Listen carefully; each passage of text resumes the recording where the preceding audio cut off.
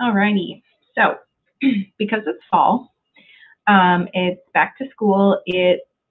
Everyone's schedule changes, and there are like 1,000 things to do, meaning we are all utterly exhausted. I'm going to keep going with the sleep topic.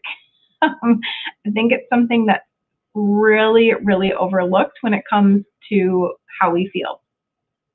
So whether it's our kids, our spouses, our partners, ourselves, sleep can be a hard thing when all the things change after, maybe a more relaxed summer, maybe staying up too late or later than normal, sleeping in, no real agenda to adhere to, right? Like, it is hard. Anytime we have these sort of transitions in time and space, like I think about like when I was a kid and had a break from school, like Christmas break or something, how hard it was to like get back. And that's just a couple of weeks. So when we do this for a couple of months, it's hard. It's hard for our brains. It's hard for our bodies.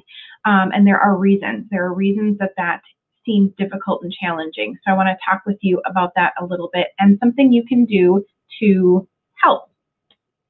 So I mentioned some of the ways that a lack of sleep can impact us in less than ideal ways. We can check out that video. If you need the link, let me know.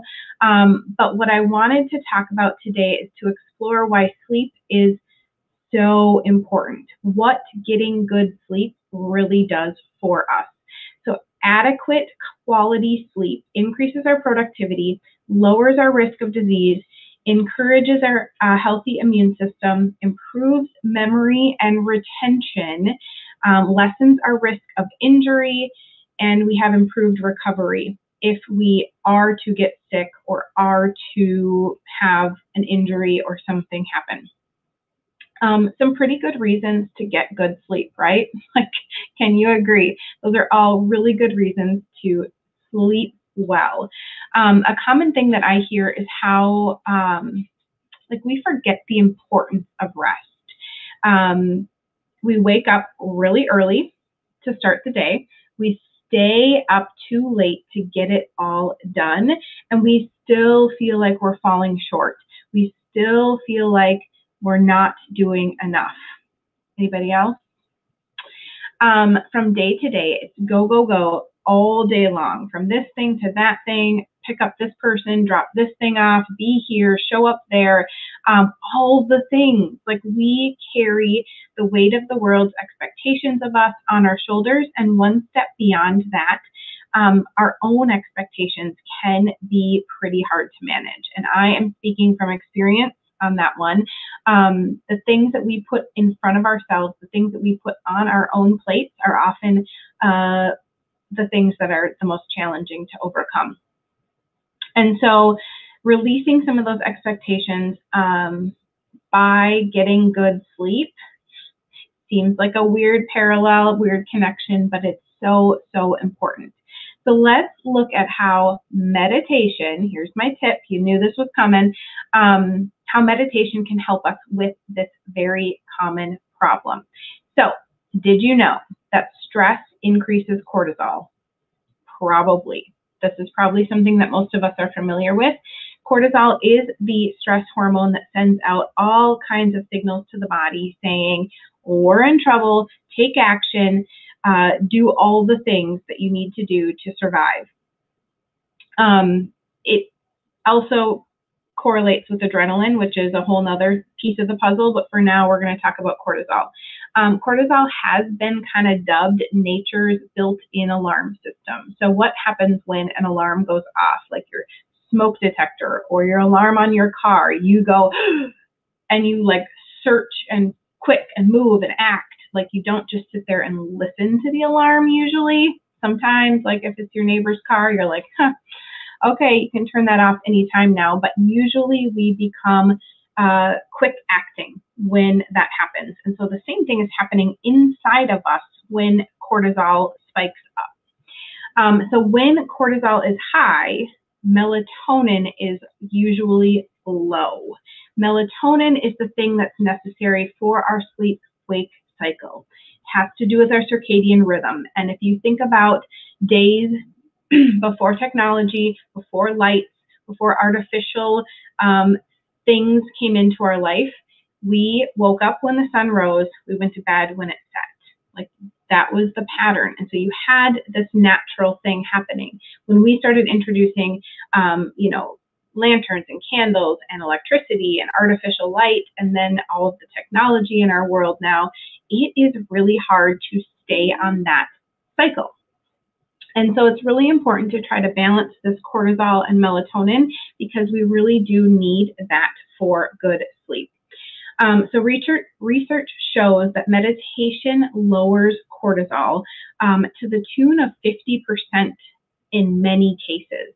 So therefore, if our cortisol is lower, our melatonin is higher, and we can sleep better. We have that, we're pulling in ourselves back into that natural rhythm of the hormones and allowing ourselves to get good sleep. So the moral of the story today is that it is not only imperative that we get rest for our overall wellness, but also we deserve it. I think a lot of us forget, again, myself included, I will be the first to admit this, that we're worthy of rest. We have done enough. We don't have to keep burning the candle at both ends.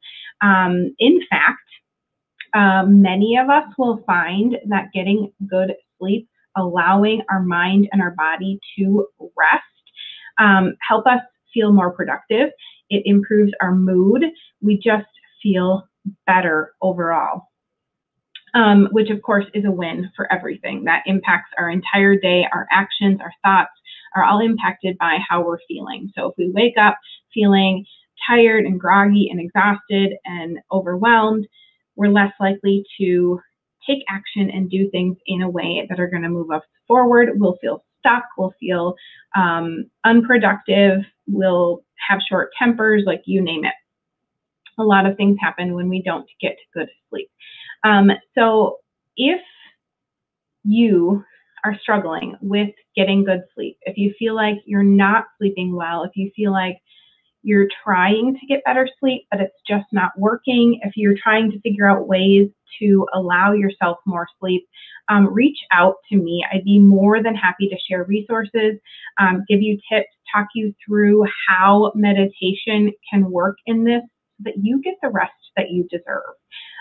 Again, we just feel like we fall short every day. We're like, didn't get that done, better stay up, better wake up early. And the matter of fact is that sleep is meant for a reason. We aren't meant to go 24 hours a day working, doing all the things.